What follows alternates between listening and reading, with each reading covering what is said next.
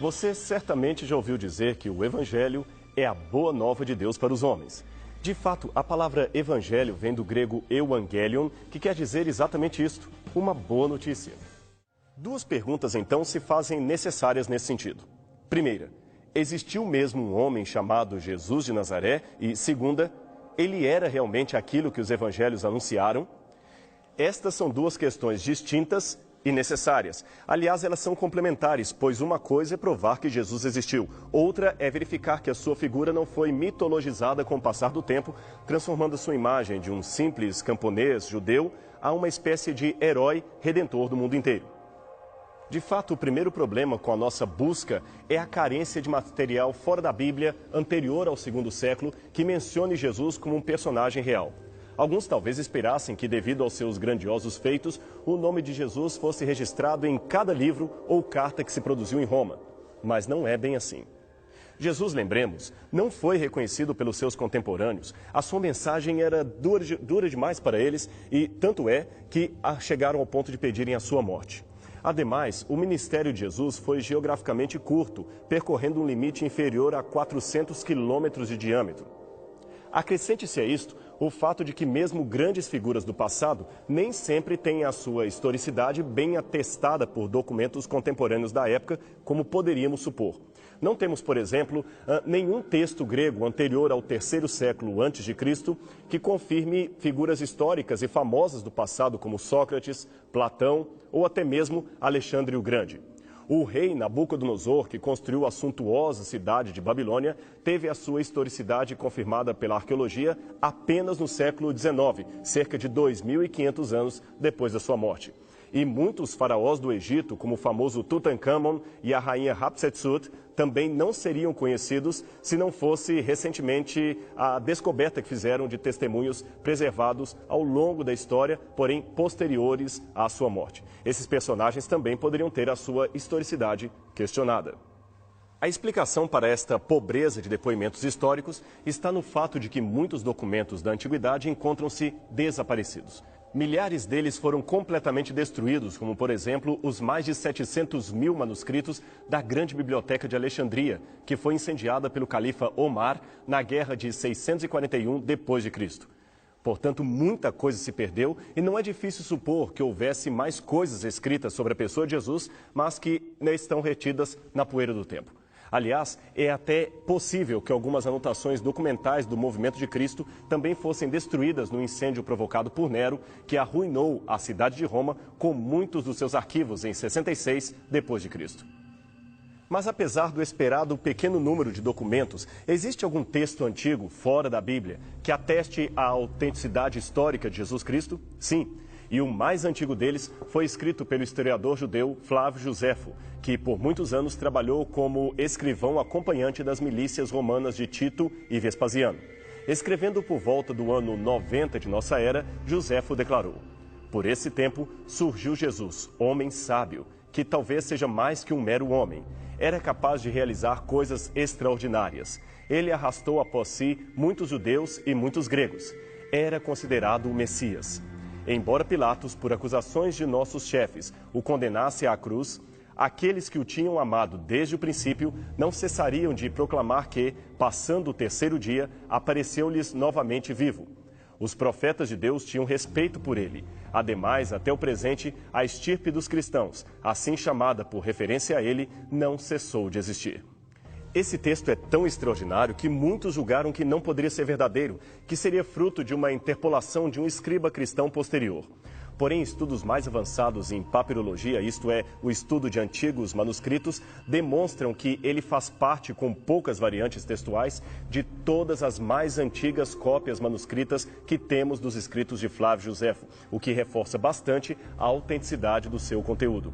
Note que nele, o historiador, que era judeu e, portanto, não era seguidor de Cristo nem simpatizante do movimento, declara que Jesus era considerado o Messias e não que ele mesmo cria nisto. Mas o seu depoimento continua dizendo que Jesus era capaz de realizar obras extraordinárias. Ora, não seria isto um claro indício dos seus milagres? Note que ele chega a suspeitar que Jesus até fosse mais que um mero homem. Esse testemunho, vindo de alguém que não fazia parte do círculo de seguidores de Cristo, torna-se muito valioso, pois Joséfo não teria razão nenhuma para fazer tais declarações acerca de um simples carpinteiro, a menos, é claro, que houvesse testemunhas oculares acerca de sua atividade em comum. Em outro texto, Joséfo ainda faz uma segunda menção de Jesus, dando a entender que ele era considerado o Messias dos judeus. Falando do golpe de Estado promovido pelo sumo sacerdote Anã após a morte de Festo, Joséfo diz que o sumo sacerdote convocou uma assembleia de juízes e colocou diante deles o irmão de Jesus, que é considerado o Messias. Seu irmão se chamava Tiago, e com ele havia alguns outros. A estes, Anã acusou de terem transgredido a lei e os entregou para serem apedrejados. Ora, Anã é uma forma grega de transcrever o nome Anás, que justamente com o outro sacerdote, Caifás, promoveu o julgamento contra Jesus, conforme está na Bíblia. Dentro do Império Romano, também houve valiosas menções à pessoa de Jesus Cristo. O historiador Tácito, que viveu por volta do final do primeiro século e início do segundo, descreveu com detalhes o famoso incêndio de Roma, ocorrido em 64. Este historiador fala da perseguição de Nero aos cristãos e menciona o nome de Cristo, que, para o seu entendimento, não era um título, mas um nome próprio. Nenhum esforço humano, nenhum poder do imperador, nem as cerimônias para aplacar a ira dos deuses faziam cessar a opinião infame de que o incêndio de Roma havia sido mandado. Por isto, com vistas a abafar o rumor, Nero apresentou como culpados e condenou à tortura aquelas pessoas odiadas por sua própria torpeza, a quem o povo chamava de cristãos. Tal nome vem de Cristo, que no principado de Tibério, o procurador Pôncio Pilatos entregou ao suplício.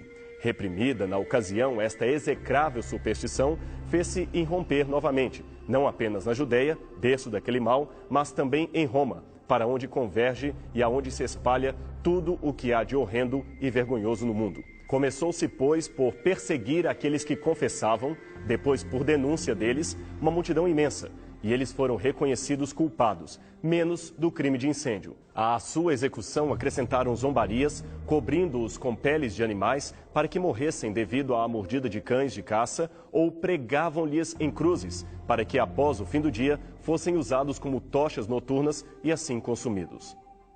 Tácito não demonstra nenhuma simpatia por Jesus Cristo, mas confirma a sua existência e de uma multidão que seguia os seus ensinamentos. Um outro escritor romano que viveu na mesma época de Tácito também faz referência a Cristo. Seu nome é Suetônio e ele foi contratado como biógrafo oficial do Império para escrever um tratado sobre a vida dos imperadores Cláudio e Nero. No seu primeiro livro, ele comenta a expulsão dos judeus de Roma por volta do ano 49, durante o reinado de Cláudio. Ali, ele menciona uma estreita ligação entre alguns judeus e um certo Crestos, que, no entender de muitos, poderia ser uma grafia errada do nome Cristo. Estes são apenas uns poucos exemplos de menções de Jesus Cristo fora dos evangelhos, e isto demonstra a sua existência na história. Mas algumas perguntas ainda persistem. Teriam os evangelhos exagerado ao descrever quem Jesus era? Não teriam eles feito como muitos escritores gregos e latinos que transformavam um homem comum num verdadeiro titã apenas por questões de ideologias? Enfim, seriam os evangelhos uma propaganda?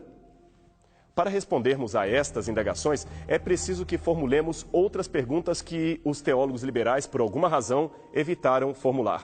Afinal, desde Einstein, sabemos que a formulação correta de perguntas pode ser mais valiosa que a apresentação de hipóteses para um dado problema. Sem as perguntas corretas, as respostas ficam vagas e preconceituosas, como, aliás, parecem ter sido algumas das afirmações e publicações feitas pelos céticos que inundam as livrarias de todo o mundo. Nossas indagações, então, poderiam começar assim. Sabendo que as biografias ideológicas e as propagandas visam a obtenção de ganhos, o que os autores do Novo Testamento ganharam com a suposta fabricação do mito de Jesus? Fama? Poder? Pelo contrário, desonra e humilhação. Por que então criar uma história mitológica e estar disposto a morrer por ela se a mesma não lhes traria ganho algum? Se fosse apenas um autor de tudo, nós o chamaríamos de louco, pois os loucos podem jurar ter visto aquilo que não existe. Mas não era apenas um autor, e sim uma multidão de pessoas que dizia crer naqueles fatos. Se não fossem verdadeiros, quanto tempo duraria a farsa? Quanto tempo ela aguentaria sem ser desmascarada? Note que eles eram diariamente sentenciados à morte por afirmarem a sua fé na divindade e na ressurreição de Jesus. Nenhuma mentira subsistiria por tanto tempo, mas cedo ou mais tarde, a maioria se retrataria. E por que isto não aconteceu? Agora, raciocine por outro ângulo.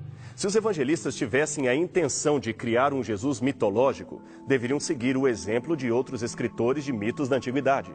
Jamais encerrariam o ministério de Cristo narrando com detalhes uma vergonhosa morte na cruz, que, aliás, só era reservada a ladrões, escravos ou revolucionários fracassados. Este fato, no mínimo, seria omitido. Mas supondo que a condenação foi pública e que os seguidores de Cristo não tivessem como negá-la, então alguém poderia imaginar que os apóstolos criaram a história da ressurreição para abafar o escândalo da cruz, certo? Errado. Os gregos e romanos se dividiam em dois segmentos quando o assunto era vida além do túmulo. Os seguidores da linha de Platão, Orfeu e Pitágoras criam numa imortalidade que levava a alma a um plano superior, destituída do corpo, ou a fazia transmigrar de um corpo para outro numa ideia embrionária de reencarnação. O outro grupo, seguidor das ideias estoicas e epicuristas, entendiam que a morte era o fim, não restando nada além. Mas numa coisa, ambos os grupos concordavam: a ressurreição de uma pessoa que volta a viver no mesmo corpo físico que tinha quando estava viva era algo abaixo do inaceitável.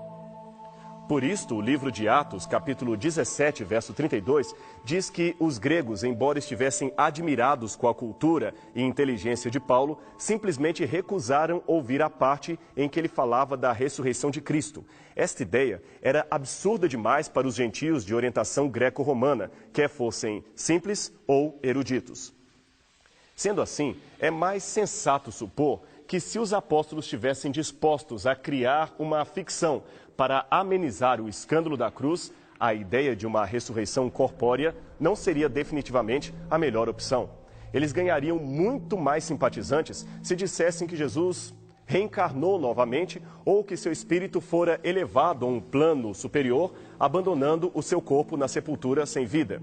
Sua insistência em pregar uma história tão impopular, no caso a ressurreição, leva a crer que essa história era real, tão real que era impossível de ser negada. E tem mais. É estranho, caso se trate de uma obra de ficção, que eles não tenham escondido a agonia de Cristo nos momentos antes de enfrentar a sua sentença. Ao contrário do Fédon, que num tom bem mitológico descreve Sócrates diante da morte como um impávido herói que desdenha de seus inimigos ao beber o veneno da cicuta, Jesus sofre e recua diante da morte. Ele teme o que há de enfrentar, chegando a transpirar sangue e implora ao Pai, para que, se possível, passasse dele aquele cálice. Ora, nenhuma descrição mitológica de um herói o apresentaria temendo a própria morte, pedindo água para seus inimigos ou deixando a cruz cair no caminho por não ser capaz de levá-la sozinho. E não foi somente a morte, mas a própria vida de Jesus que não coincide com os moldes de uma biografia propagandística que evitaria toda a descrição que pudesse trazer embaraço para o movimento. Para os padrões da época, um Jesus que conversa com mulheres em público, que tem uma ex-prostituta, Maria Madalena, como sua seguidora e testemunha ocular de sua ressurreição e ainda admite um cobrador de impostos entre os seus apóstolos, bem, este Jesus atrairia mais oposição que simpatia. Não podia jamais ser fruto de uma criação religiosa com fins ideológicos. Isto só nos indica que os evangelistas não tinham a menor intenção de escrever uma novela fictícia ou esconder fatos que poderiam tomar uma forma de vergonha para o movimento cristão. Muitos foram sábios cuja descrição exagerada de seus feitos tornou a sua vida um retalho de lendas onde é difícil discernir o que é real e o que é histórico, o que é mito e o que é verdadeiro. Mas a apresentação bíblica de Jesus não se encaixa em nada nesta moldura mitológica. O Salvador chega a ser um contraste quando comparado com esses grandes vultos da humanidade. Vejamos alguns exemplos. Homero dizia que um homem, para ser magnífico, deve ser sempre o primeiro e estar antes dos demais. Jesus, porém, afirmou que quem quisesse ser o primeiro, que se tornasse o último. Mateus 9:35. Aristóteles disse que só um homem estúpido aceitaria os insultos e ensinaria seus discípulos a fazer o mesmo. Estranho é que Jesus seja mostrado ensinando os discípulos a não revidarem o mal que lhes era feito, ao ser ele mesmo vítima, também não agiu da maneira como sugeria Aristóteles. Aceitou até mesmo o beijo de Judas, que era o pior insulto que se poderia suportar. Teógenes, um outro escritor da antiguidade, sugeriu que se alguém recebesse dos deuses o poder de operar curas, deveria tirar proveito disso e, para preservar a sua própria imagem, jamais tentar a recuperação de um homem imoral. Afinal de contas, dizia ele, não se pode reformar um vilão. Mas o Jesus dos evangelhos não pensava assim. Ele jamais cobrou dinheiro ou favores políticos para curar alguém. E em sua lista de beneficiados, temos, por exemplo, pessoas de índole duvidosa, como Zaqueu e Mateus, que eram publicanos, cobradores de impostos, uma espécie de mercenários dos romanos. É claro que o objetivo do mestre era recuperar estas pessoas consideradas caso perdido para a sociedade em redor. Como você pode observar, os evangelhos deveriam ser muito diferentes do que são se intentassem criar um mito ou uma narrativa exagerada para tornar o seu mestre mais aceito na sociedade que lhe circundava. Não é sem motivo que o apóstolo Paulo, certa vez, escreveu uma palavra muito interessante na Bíblia. Ele diz: a mensagem da cruz de Cristo parece loucura, pois os judeus pedem milagres como prova e os gregos buscam a sabedoria. Mas nós pregamos a Cristo crucificado, uma mensagem que é ofensa para os judeus e loucura para os não-judeus. 1 Coríntios 1, 19 a 23. Mas era uma mensagem tão forte e verdadeira que eles não ousariam modificá-la nem para que se tornasse mais popular aos seus companheiros. Como escreveu Pedro, outro apaixonado pelo Mestre de Nazaré, porque não vos demos a conhecer o poder da vinda de nosso Senhor Jesus Cristo, seguindo fábulas engenhosamente inventadas, mas nós mesmos fomos testemunhas oculares de sua majestade. 2 Pedro 1, 16. E lembre-se, o homem que escreveu ou ditou essas palavras morreu crucificado de cabeça para baixo por não negar aquilo que cria. Mas ele estava lúcido bastante para não morrer por algo que fosse menos que verdadeiro. De fato, o cristianismo não é baseado no mito. Jesus existiu e é graças à sua existência histórica que temos hoje a certeza viva da nossa salvação, da esperança de nossa vida eterna. Se você deixar que essa certeza inunde o seu coração, você verá que Cristo é tão real que quase dá para tocá-lo.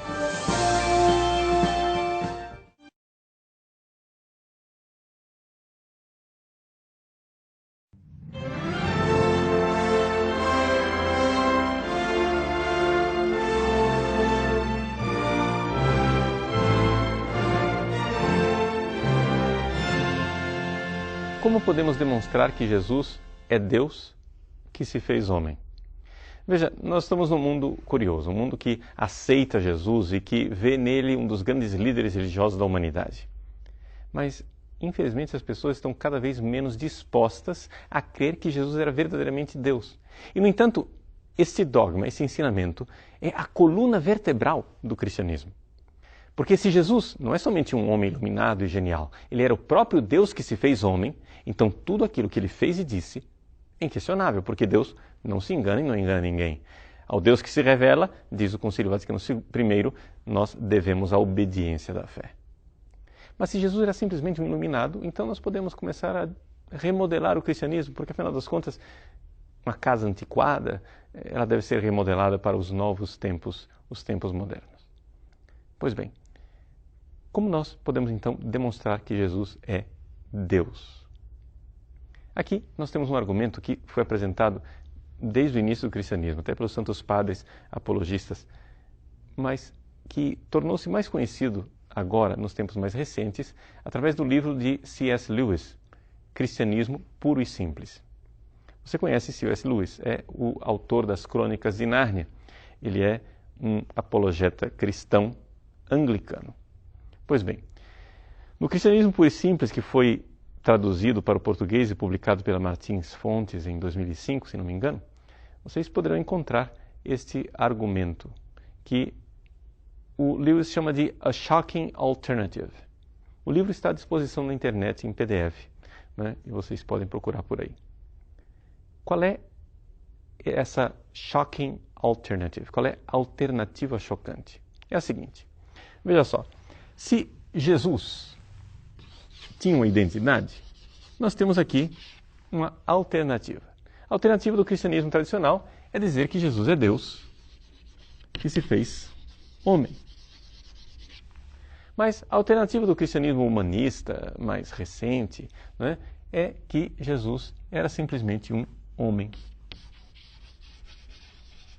Agora, as pessoas, quando dizem que Jesus é homem, estão dispostas a aceitar que Jesus é um homem bom. Por quê? Porque ele é um líder da humanidade. Então essa bondade de Cristo ela é importante. Só que Lewis mostra que isto daqui é uma alternativa impossível. Por quê? Porque no seu agir, Jesus se comporta com a consciência de ele ser Deus que se fez homem. Jesus diz assim: antes que Abraão fosse, eu sou. Ao dizer este eu sou, ego eimi, ele está dizendo o quê? Ele está dizendo que ele é o próprio Deus, porque eu sou é o nome que Javé revelou na sarça ardente para Moisés. Portanto, Jesus aqui está fazendo uma afirmação para os judeus blasfema. E é por isso que os judeus pegam em pedras para apedrejá-lo. Não aceitam aquilo. Eles sabem perfeitamente o que Jesus está dizendo e Jesus foi condenado exatamente porque, sendo homem, se fez Deus. Esta é a grande argumentação diante do Sinédrio. E esse é o processo que os judeus realizaram. E uma vez condenado Jesus por essas blasfêmias, eles começaram a fazer uma farsa, porque sabiam que não podiam condenar Jesus à morte, uma farsa, um segundo processo diante de Pilatos, para arranjar argumentos que Pilatos levasse Jesus à morte. Pois bem, Jesus se apresenta como Deus. E qualquer pessoa que hoje se apresentasse para você dizendo eu sou o caminho, a verdade e a vida, ninguém vai ao Pai senão por mim, você daria um passo para trás e dizia, pera lá, um pouquinho demais. Portanto, ou Jesus de fato é Deus que se fez homem, ou então ele é um homem mau. Ele não pode ser um homem bom. E em que sentido Jesus é um homem mau? Em dois sentidos. Ou ele é mau moralmente, ou ele é mau intelectualmente. Ou seja, se Jesus sabe que ele não é Deus, e mesmo assim se apresenta como sendo Deus, ele é um mentiroso, um charlatão, um falsário. Portanto, é um homem mau. Se Jesus não é que ele seja mentiroso, é que ele se enganou. Ele acha que ele é Deus. Ah, bom, então ele é um louco. Por quê? Porque qualquer pessoa sabe o que ele é. Não é? Porque, afinal das contas, pense bem. Se você sabe que você é uma pessoa humana, você não vai achar que você é uma cabra, um bezerro, um cachorro. Não é? Se eu digo, eu sou Napoleão, você vai dizer, bom, vamos internar o Padre Paulo Ricardo. Ele não sabe quem ele é. O mínimo que se exige de uma pessoa sadia mentalmente é que ela saiba quem ele é. Então, Jesus era mau intelectualmente, era um louco, lunático. Então, aqui está absolutamente riscada a possibilidade de que Jesus fosse simplesmente um homem bom. Como diz um apologista protestante americano chamado Josh McDowell, aqui nós temos o trilema dos 3 L's. Lord, Liar, Lunatic. Ou seja, ou Jesus era o Senhor, Deus verdadeiro que se fez homem, ou então, se ele era somente homem, ele era um mentiroso, ou então um lunático. Não se dá uma terceira alternativa. Só que acontece o seguinte, quando você se aproxima do Evangelho sem estar apaixonado, sem preconceitos, e você começa a olhar para aquilo que está lá, você começa a ver que não pode ser o ensinamento de um louco. Porque os loucos não dizem aquilo. Se ele não tinha consciência de quem ele era, como é possível que ele manifeste essa consciência aguda do que é a pessoa humana? Quando você lê o Evangelho, você se vê ali. Você vê Jesus radiografando você, você vê ele interpretando você. Se ele sabia quem eu sou, como é que ele não sabia quem ele é? Então, descartado que ele seja um louco. Também é descartado que ele seja um homem perverso. Por quê? Porque um homem que amou tanto, que deu a vida, que derramou seu sangue, daquela forma extraordinária como está apresentado ali, que transformou vidas simplesmente com um olhar da sua bondade, da sua misericórdia. Não pode ser um falsário, não pode ser um farsante, não pode ser um charlatão. Então, está tirado isso daqui também. Então, assim está demonstrado que Jesus só pode ser Deus que se fez homem. Trata-se de um jogo de xadrez. Você está vendo aí que a peça, o rei, só pode se mover para essas 3 casas. Uma vez que está eliminada as outras 3, as 3 casas, você tem o checkmate. Esse argumento seria o suficiente para uma parte das pessoas. Mas existe um grupo de pessoas que escapa a esse argumento. São os teólogos liberais. E os teólogos liberais, eles escapam desse argumento usando 2 estratégias. A primeira é a acusação das Sagradas Escrituras. Ou seja, eles, olhando e investigando os evangelhos, eles dizem o seguinte: não é que Jesus mentiu ou Jesus era louco. É que, na verdade, ele nunca disse isso. Tudo que está escrito ali nas Escrituras foi invenção da comunidade primitiva. Né? Porque uma coisa é o Jesus da fé, o Cristo da fé, outra coisa é o Jesus histórico. O Jesus histórico, ele nunca se colocou como Deus. É que, na verdade, é o seguinte: Jesus disse: eu sou filho de Deus, nós todos somos filhos de Deus. E aí a comunidade começou a dizer: ele é filho de Deus, hosana, nossa, que coisa extraordinária. E começaram a colocar mitos em cima disso. Então, o que nós temos nas Escrituras é uma realidade mítica. Mítico é uma palavra um pouquinho mais comportada, politicamente correta, para dizer que é mentira. Ou seja, as Escrituras são lorota, conversa para boi dormir. Não acredite o que está na Bíblia, porque o que está lá é invenção de uma comunidade lunática. Só que este argumento também não cola, pelas mesmas razões que não cola para Jesus. Porque, afinal das contas, Jesus não escreveu as Sagradas Escrituras. E aqueles ensinamentos sublimes que estão lá não podem ser de pessoas preconceituosas, lunáticas, misticoides. O que está escrito ali está escrito por pessoas que foram instrumento de Deus para nos transmitir essa realidade. Por isso, homens e mulheres que souberam dar a vida, se entregaram e derramaram seu sangue por Cristo nas arenas dos circos romanos, não se coadunam com uma comunidade de aproveitadores e de charlatões que inventaram essa história de que Jesus ressuscitou simplesmente para enganar bobo. Ninguém dá a vida por uma mentira. As pessoas mentem para salvar a vida, não mentem para perdê-la.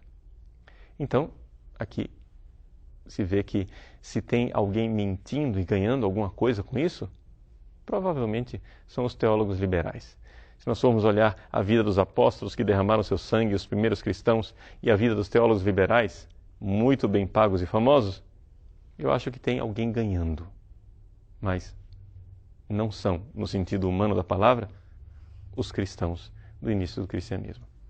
Segundo ponto é a orientalização de Jesus. É um Jesus oriental. Ou seja, o que quer dizer?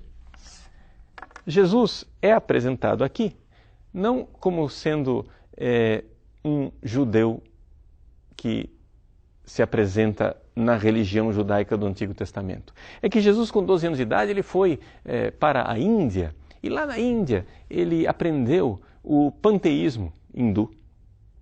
E aí, é claro, ele descobriu que não somente ele é Deus, tudo é Deus. E ele veio com essa notícia, não foi compreendido, morreu na cruz. Agora, quem conhece as religiões orientais compreende perfeitamente que os ensinamentos do Evangelho e como Jesus se apresenta não cabem aqui. Não é possível você dizer que Jesus era um oriental. Se você lê a Bíblia e vê ali ensinamento hindu, é porque você não entende nada de cristianismo ou não entende nada de hinduísmo, ou então você é que é o farsante. Bom, aqui nós temos então toda a argumentação diante daquilo que é a realidade da identidade de Jesus. hoje no debate atual. Se você quiser aprofundar essa realidade, existe todo um livro do filósofo e apologista cristão Peter Kreeft, que está traduzido por português. Chama-se O Diálogo.